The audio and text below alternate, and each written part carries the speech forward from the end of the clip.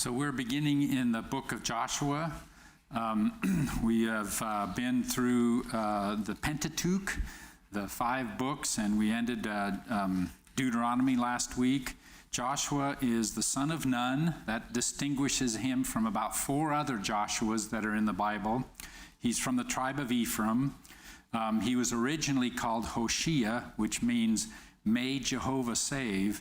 And then Moses changed the name in Numbers 27, and Joshua means Jehovah our salvation. The Greek form of that of Joshua is Jesus. Joshua brought God's children into the promised land. Jesus brings us into God's kingdom, into heaven. As we look back, we've been through from Genesis to Deuteronomy, and as we get to the end of Deuteronomy now, Moses has died. And remember, Moses began his work when he was 80, and then he died at 120. Joshua now, as he begins his work, is 85. And when you think about what Joshua saw before, up to this time, he was there at the 10 plagues. He saw the Red Sea parted, the manna falling from heaven to feed them, water from the rock. Joshua was there with Moses to receive the tablets on the mountain. And he returned to the golden calf and saw that. So he's very familiar with what happened. He was a zealous man, a trustworthy man. And remember also that he was sent out with the spies. So here were 12 brave men, 2 of which had faith. But 12 brave men that went into there, and he was part of that group. And now, in these first 3 chapters of Joshua, we're going to see he is going to send two men out to spy the land. So the book Joshua means God's salvation, and that is his mission is to lead God's people into Canaan. That includes the conquest of the land and the division of the land amongst the tribes. With God's help, he conquers both the north and the south coalitions. The book spans from this, right at the beginning, his appointment by God, that Moses passes the torch to him, to his death at 110. So it spans 25 years. In verse 1 through 9 of chapter 1, it is dealing with God's charge to Joshua, and that's where he tells him, be strong and courageous. And he says it 4 times. And when you go back to Deuteronomy, in chapter 31, God is telling the people Israel the same thing, be strong and courageous as they're coming up to this point, coming into the land. In verse 10 through 15, Joshua takes command, and he has officers that he sends out to prep the people. And he also talks about, and we'll be there in a few minutes, about those eastern tribes. And we'll talk about that in a minute. And then in verse 16 through 18, the people then accept Joshua and pledge allegiance, that they will follow him like they followed Moses. Now, we'll make some comments on that, because right away we think, well, how did they follow Moses? But we're looking at a little different group here than we started out with as they went into the wilderness. So verse 1, now it came about after the death of Moses, the servant of the Lord, that the Lord spoke to Joshua, the son of Nun, Moses' servant, saying, Moses, my servant is dead. Now therefore arise, cross this Jordan, you and all this people, to the land which I am giving to them, to the sons of Israel. So he begins by, he says, Moses was God's servant, Joshua was Moses' servant, and now Joshua is God's servant. And God spoke to him. Now, it never says he spoke to him face to face like Moses, but he did speak. And then just the crossing of the Jordan, I did a little bit of figuring on the Skykomish here. Because here in Monroe, or at least in Sultan, the Skykomish is about 120 feet above sea level. So it drops 120 feet in 30 miles. That's about how long it is to where it empties out in the Puget Sound. And the Jordan, in 30 miles, drops 300 feet. And it actually drops 600 feet in 60 miles. But it's about going 300 feet every 30 miles. So it's 2.5 times as steep. So when you think of the Skykomish, and it's just, it's most of the time it's a gentle river going down. But when you think of making it steeper by 2.5 times, that water is going swiftly. And we're going to find out that the water here is, it's not only a swifter river, but it's at the time of the harvest, which it's flooding. Verse 3, every place on which the sole of your foot treads, I have given it to you, just as I spoke to Moses. And so this is going back, and he did say that very thing to Moses. Every place the sole of your foot will stand.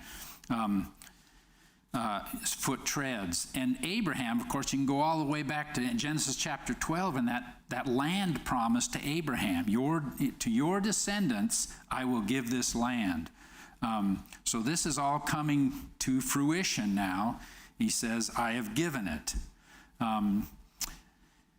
From the wilderness and this Lebanon. So let's take a look at this map. I realize that I don't have a PowerPoint, and you're not going to see all the little features on this map, but you get an idea here that you've got the Dead Sea, Sea of Galilee, and the Jordan, and right here is Jericho, and they're coming across the Jordan River here into Jericho, and he describes the land that they're going to take here, and he says, from the wilderness, which would be down south, all this area down here, and this Lebanon's up here, so he's going from south to north here, even as far as the Great River. Well, the Great River is the Euphrates, and actually it would be about here. So all of this land, and all the land, or the Great River, the River Euphrates, all the land of the Hittites. The Hittites was the prominent tribe in Canaan at the time, as far as the Great Sea toward the setting of the sun. So that would be the Mediterranean Sea. Toward the setting of the sea, this will be your territory. So, verse 5, and I'm going to read, we'll go 5 through 9 here. No man will be able to stand before you all the days of your life. Just as I have been with Moses, I will be with you. I will not fail you or forsake you. Be strong and courageous, for you shall give this people possession of the land which I swore to their fathers to give them. That's Genesis 12, Deuteronomy 31, other places. Only be strong and very courageous. Be careful to do according to all the law which Moses my servant commanded you. Do not turn away from it to the right or the left, that you may have success wherever you go. This book of the law shall not depart from your mouth, but you shall meditate on it day and night, so that you may be careful to do according to all that is written in it. For then you will make your way prosperous, and then you will have success. So God commands here to meditate on his word and do all that is written, and you'll prosper. Verse 9, have I not commanded you? Be strong and courageous. Do not tremble or be dismayed, for the Lord your God is with you wherever you go. And so when we look at these verses and compare them, I'll take out a few of the comments in these verses and look at what Joshua said and what the New Testament said, because the message is the same to us. No man will be able to stand before you. Well, what is Romans 8, 35 and through 39? Who shall separate us from the love of God? And that whole section of Scripture. Then in Joshua, I will be with you. Jesus in Matthew 28, I will be with you till the end. Joshua, I'll not fail or forsake you. Hebrews 13:5, I'll never leave you or forsake you. Be strong in Joshua. Ephesians 6, where Paul is talking about the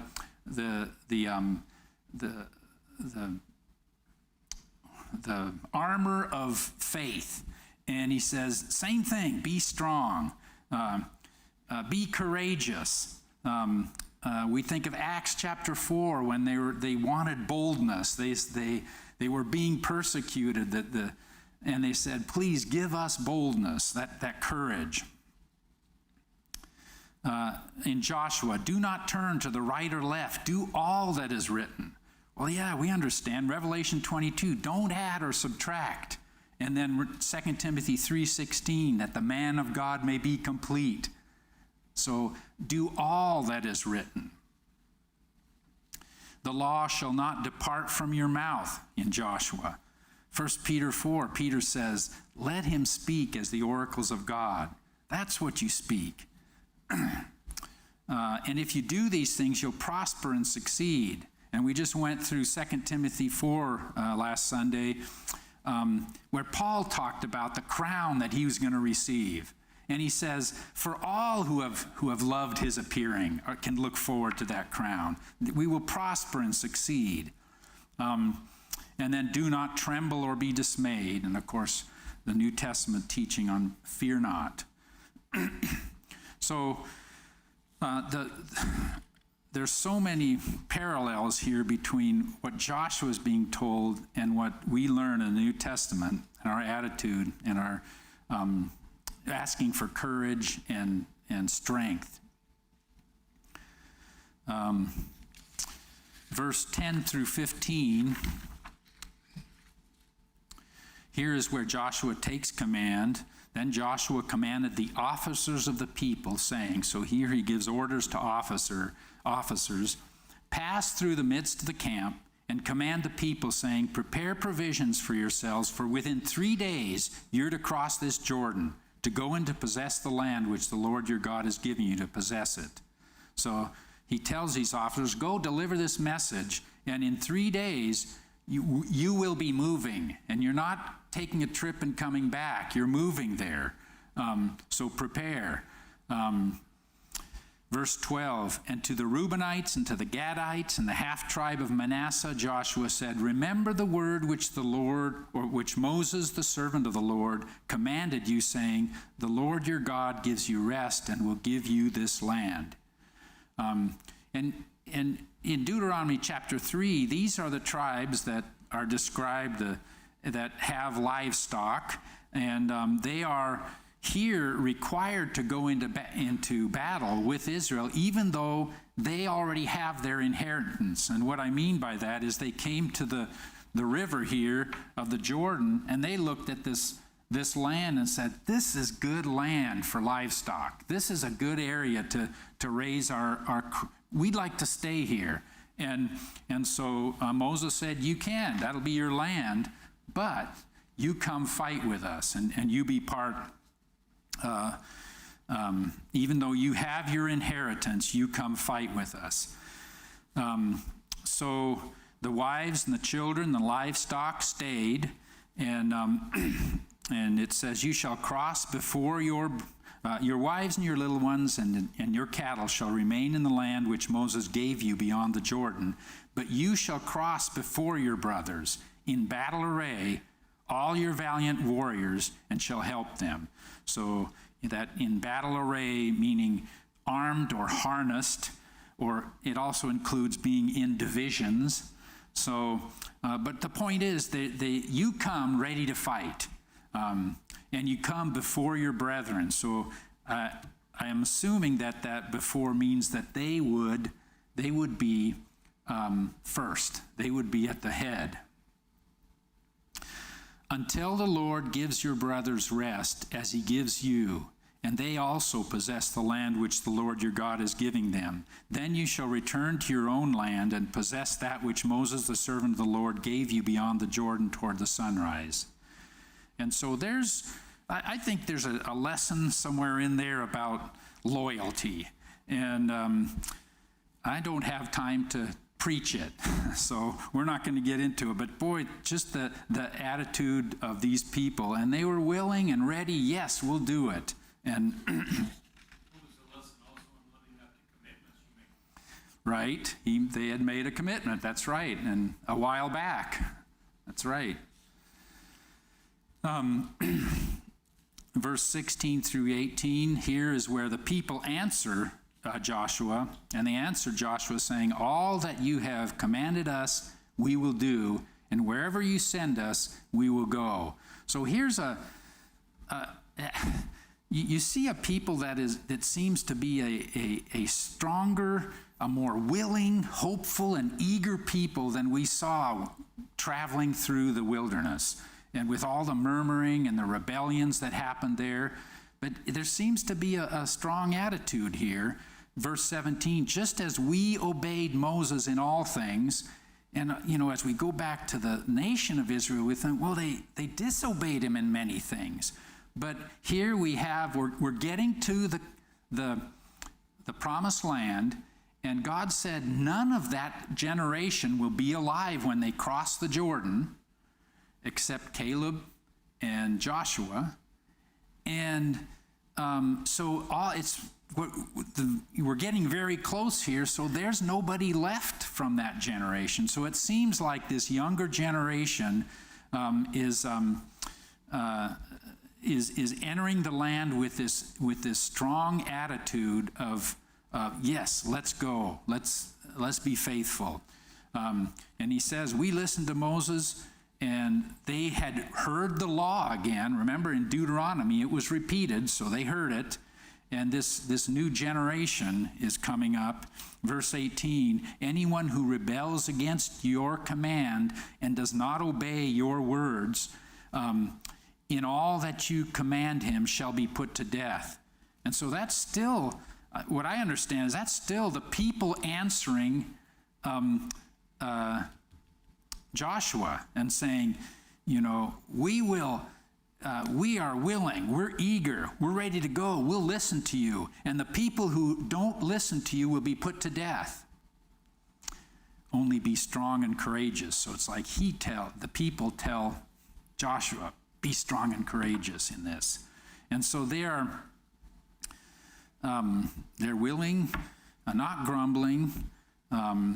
They said, we will listen, and the disobedient will die. It's like this is a peak. We have these peaks and valleys in the nation of Israel, and we're going to see it when we get to Judges. Judges is just back and forth, and it's on a downhill slide as it does that. But we're at a peak now, is what I see, and it's the way we should be. If we really understand things, we should always be here. But we do have these, and so this is what we should strive for.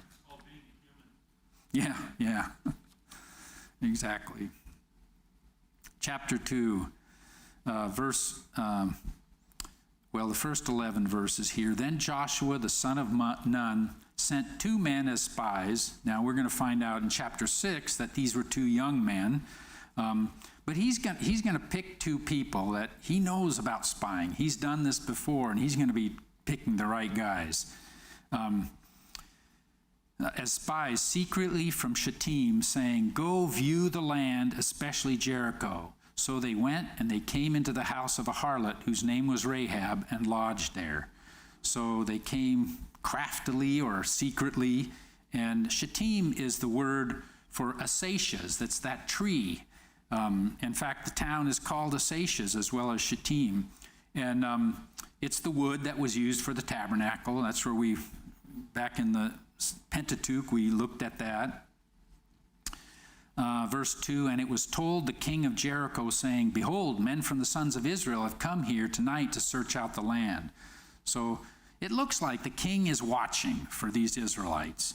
They have been aware. We're going to find out later here that they have been aware of this group of perhaps 2 million traveling around in the wilderness for 40 years and being fed and having water and they know. And I don't know how much he knew. Maybe it was a known thing from all the way back, Genesis chapter 12, when the promise was made to Abraham that your descendants will have this land. Maybe that was something that remained. There's a prophecy that this is going to be their land.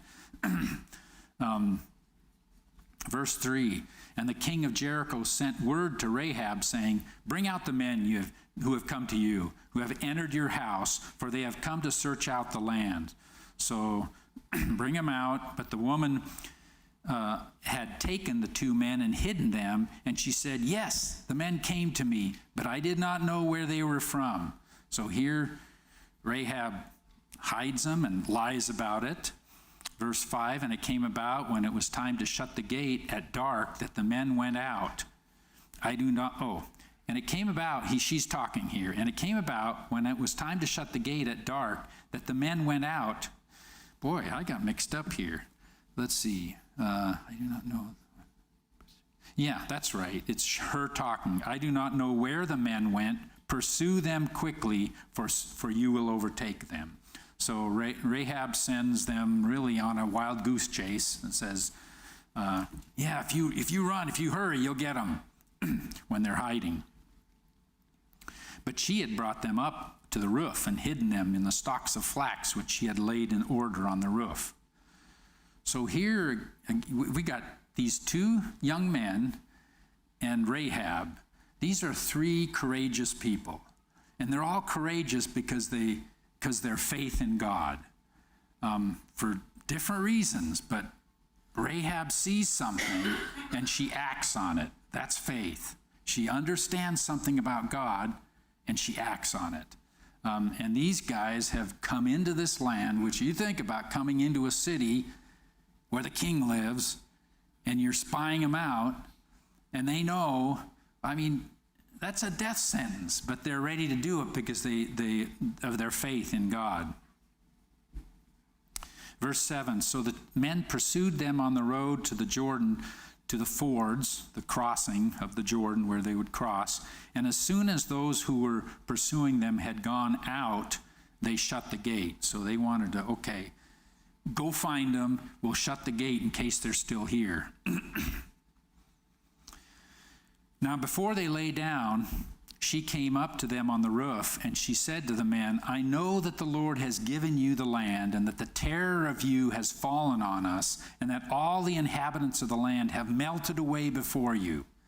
So here, she says, I know, I've heard.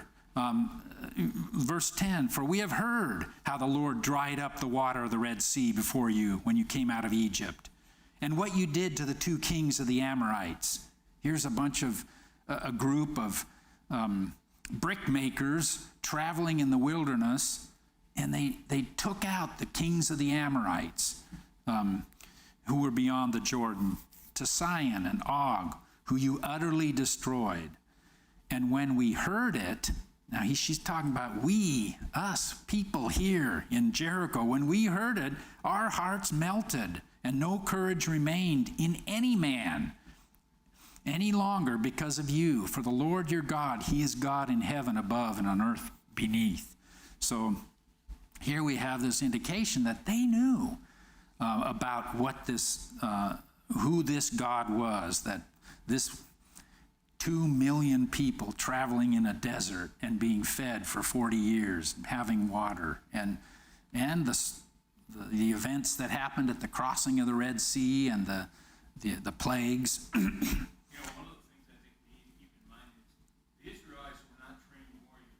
Right. They were slaves. Yes. And there's a world of difference between those. They're not trained men for battle. That's right. Well, he was trained by the Egyptians. So Moses. Where do you get any indication of that? That just makes sense. I don't think it makes as much sense as the fact that God was with them. Yeah. I don't disagree with that. If you take the practical application of this, it would just make sense to me. I think the fact that he asked the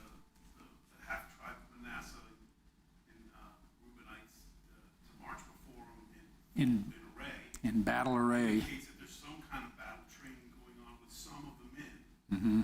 in all of the tribes. I would imagine there were some of them that were prepared to fight in some respect. I think that's part of what was going on during that 40 years. Is the next generation was probably, some of them were being trained to be priests, and some of them were being trained to be soldiers, and some of them were being trained to be shepherds. You know, just like every generation that comes up, I'm sure there was a portion that was trained in all Yeah. the arts and crafts and occupations that are needed to make a group of people move through a wilderness for 40 years safely, you know, I mean. It could be, that's right. Let's take a little closer look at Rahab, because here we have a harlot, and she hides the spies, she lies to the king, and then she lies again.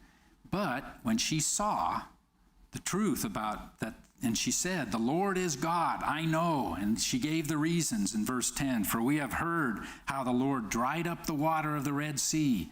She heard all of, and all of them did. But when she learned, when she believed, she believed it, she acted on it. And she's the only one who did act on it. All of them saw that evidence, and they, how does it describe them? They melted. They had no courage. So they saw the evidence, but they didn't act on it. In Hebrews 11, she's mentioned there as one of the faithful, and 11:30, in 30, by faith the walls of Jericho fell down after they were encircled for 7 days. So there we see the faith of those who marched around Jericho, which is coming up later in the book. But verse 31, by faith the harlot Rahab did not perish with those who did not believe. Now here we got an indication they didn't believe. Well, they knew, their hearts melted, but they didn't connect that with action. And that's part of faith. Action is part of faith. Who did not believe when she had received the spies with peace. And then in James 2, James chapter 2 and verse 25, and here James is talking about the connection of faith and works, and making a point, talking about Rahab. Likewise, was not Rahab the harlot also justified by works when she received the messengers and sent them out another way? So here James uses this incident to say, look, this is faith. This is how faith works. It has actions attached to it. So when we look at, just this incident of Rahab, it's, well, first of all, faith involves action, no doubt, but also you can be forgiven. Because here's a woman who's a prostitute and a liar, but what did she do? When she understood something about God, she said, "That's God, and I will respond." And she becomes and eventually marries Salmon, who is Boaz's father. Boaz is the father of Obed. Obed is the father of Jesse, and Jesse is the father of Bathsheba, and David's line, through which the Christ comes. So we see this, that first incident of faith. I don't know if that was the first incident of faith in her life, where she says, "That's God, and what do I do?" And you take that first step. Verse 12 through 24. Now therefore, please swear to me by the Lord, since I have dealt kindly with you, that you also will deal kindly with my father's household and give me a pledge of truth. So Rahab approaches and pleads for her family, mother, father, brothers, sisters, and families. And spare my father and my mother and my brothers, my sisters, with all who belong to them, and deliver our lives from death. I'll save you. Will you deliver us? So she's striking a deal here. Verse 14, so the men said to her, our life for yours. So yes, if you do not tell this business of ours, and it shall come about when the Lord gives us the land that we will deal kindly and faithfully with you. Then she let them down by rope through the window, for her house was on the city wall. So what kind of a city wall was that? We've been, what's that called when you have rooms on the side of the wall? Huh? Casemate, a casemate wall, right. So this is a common thing in Canaanite cities, and so here you have one of these. She's living in one of these. She was living on the wall. Verse 16, and she said to them, go to the hill country, lest the pursuers happen upon you, and hide yourselves there for 3 days until the pursuers return. Then afterwards you may go your way. And so this hill country around here, it's called Carantania, and it's got a whole bunch of caves. There's a guy that went up there and did a report on it, and he found 30 to 40 caves on one face, and he went to the other side of the mountain, and there were more than that on the other side. It's a steep mountainous area, and we'll make a comment about how mountain it is in a few minutes here. But see, there she knew. Go to the hill country. You can hide there. They won't find you. And the men said to her, we shall be free from this oath to you which you have made us swear, unless when we come into the land, you tie this cord of scarlet thread in the window through which you let us down. So it's like she let them down. They're right down there, and they're talking, and she said, we're going to be free of this oath unless you tie this. So we remember, we see the red cord coming down. And you gather yourself into the house, your father and your mother and your brothers and all your father's household, and it shall come about that anyone who goes out of the doors of your house into the street, his blood shall be on his own head, and we shall be free. But anyone who is with you in the house, his blood shall be on our head if a hand is laid on him. So don't leave the room and go out in the street. You're going to come out this way. Don't do that, or our oath is no good. But if you tell this business of ours, then we shall be free from the oath which you have made us swear. And she said, according to your words, so be it. So she sent them away, and they departed, and she tied the scarlet cord in the window.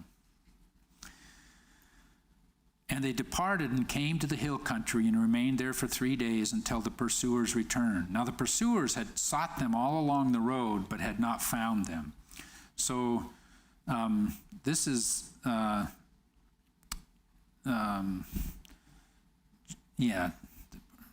them. So they had gone out, and I thought they went to, okay, I'm thinking of something else here. So anyway, they didn't find them. They returned. In verse 23, then the two men returned and came down from the hill country and crossed over and came to Joshua the son of Nun, and they related to him all that had happened to them.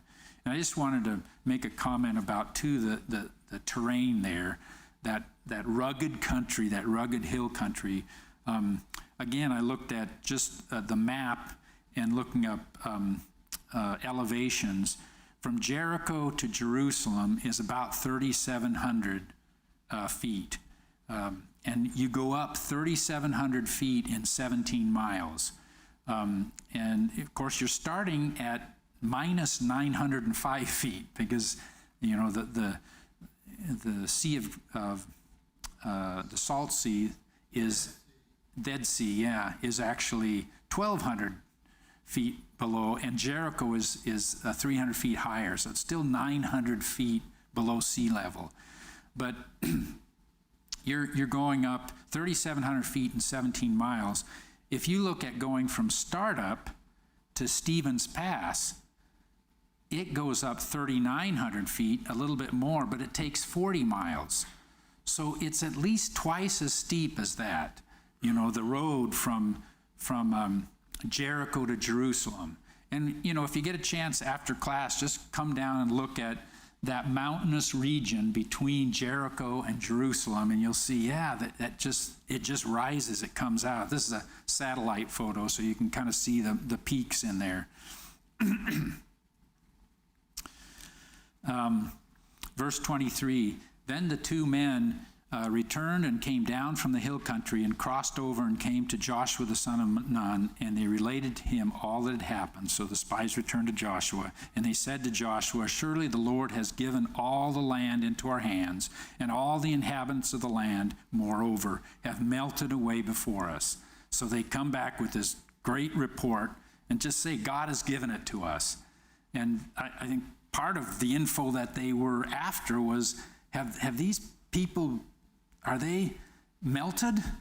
And they are. They're scared. They know. They've seen what's happened in the wilderness with the children of Israel.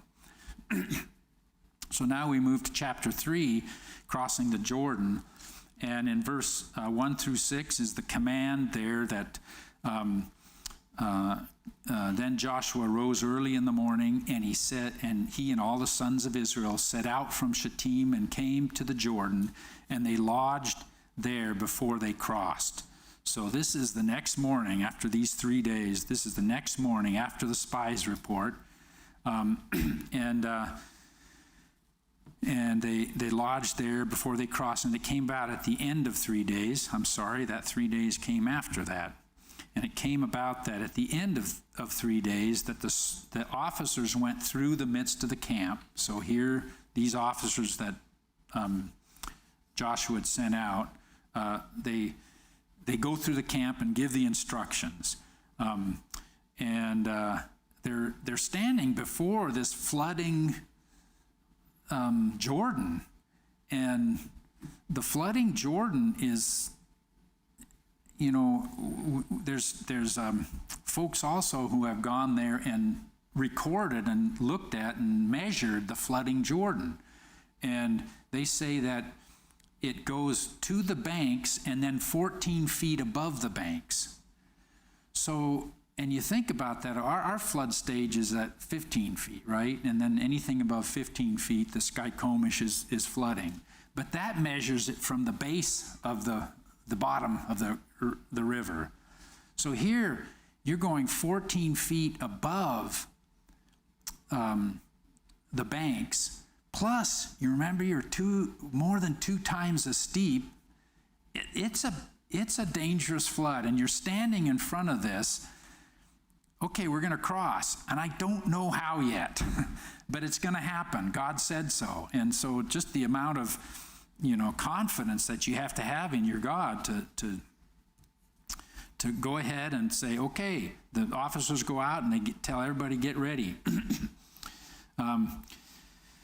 And they commanded, verse 3, and they commanded the people, saying, when you see the ark of the covenant of the Lord your God, with the Levitical priests carrying it, then you shall set out from your place and go after it. So when you see the ark, the box with the golden hammered gold lid, when you see that, the priest carrying it, set out and follow it. And then verse 4, however, there shall be between you and it a distance of about 2,000 cubits, which would be about 3,000 feet or a little over half a mile. You stay a half a mile behind it. And do not come near it, that you may know the way by which you shall go, for you have not passed this way before. So the reason they stay a half mile is to make sure you know the way you're going to go. So what were they doing? And we'll comment on that. I think you can see a good reason why this happened as we go on a little further here. Verse 5, then Joshua said to the people, consecrate yourselves, for tomorrow the Lord will do wonderful wonders among you. So he says, sanctify yourself, purify yourselves. Why? Because tomorrow God's going to do something that is outside of physical laws. That's what a wonder is. And you will know. And Joshua spoke to the priest, then Joshua said, consecrate yourselves, for tomorrow the Lord will do these wonderful things, and you're going to know that God is here. And verse 6, and Joshua spoke to the priests, saying, take up the ark of the covenant and cross over ahead of the people. So they took up the ark of the covenant and went ahead of the people. Now the Lord said to Joshua, this day I will begin to exalt you in the sight of all Israel, that they may know that just as I have been with Moses, I will be with you. So he's bringing them to another level of confidence, because they've already said, we'll follow you, and those who don't disobey you will die. You know, they have a level of confidence, but not like Moses. And so he's bringing them to now this leader, Joshua, is going to bring to you to that level. And really, it's to know that God is with Joshua. It seems like there's still a little degree of reluctance there. Verse 8, you shall, moreover, command the priests who are carrying the ark of the covenant, saying, when you come to the edge of the waters of the Jordan, you shall stand still in the Jordan. So come to that eastern edge of the Jordan and stand still. Then Joshua said to the sons of Israel, come here and hear the words of the Lord your God. And Joshua said, by this you shall know that the living God is among you, and that he will assuredly dispossess from before you the Canaanite, the Hittite, the Hivite, the Perizzite, the Girgashite, the Amorite, and the Jebusite. So these 7 different tribes or peoples are named.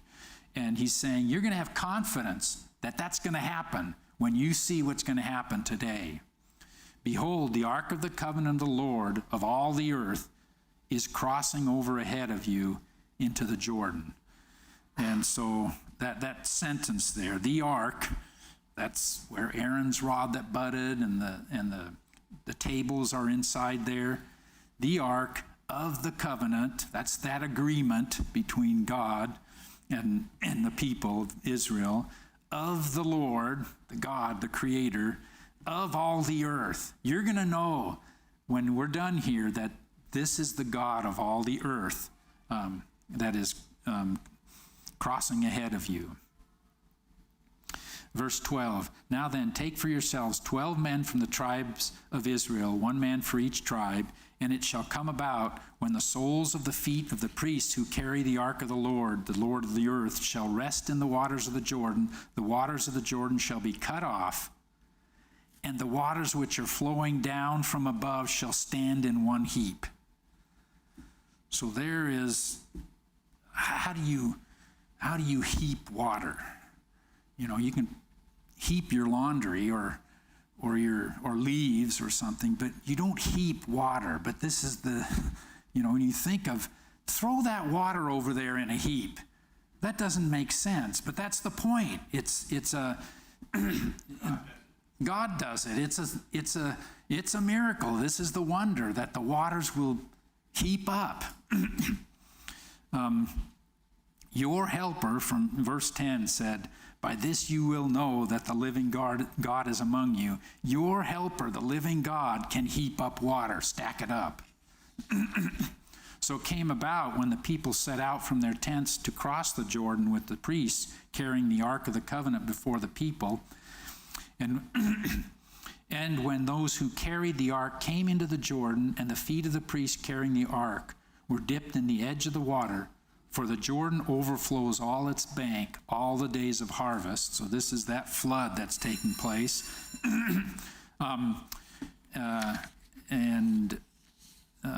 In verse 16, that the waters which are flowing down from above stood and rose up in one heap a great distance away at Adam, the city that is beside Zarethan. So this is about 10 to 12 miles upstream at the town of Adam. And those which were flowing down towards the Sea of Arabah, the Salt Sea, the Dead Sea, were completely cut off, so the people crossed opposite. So here the Jordan is completely cut off, and the priests who carried the ark of the covenant of the Lord stood firm on dry ground in the middle of the Jordan, while all Israel crossed on dry ground until all the nation had finished crossing. So here you have around 2 million people crossing the Jordan. But when you think of the dry ground there, you think, well, how long did that take for 2 million? But when the ground is dry, you could have miles of the Jordan dry and the people crossing over. And that's where we'll wrap it up. So thank you.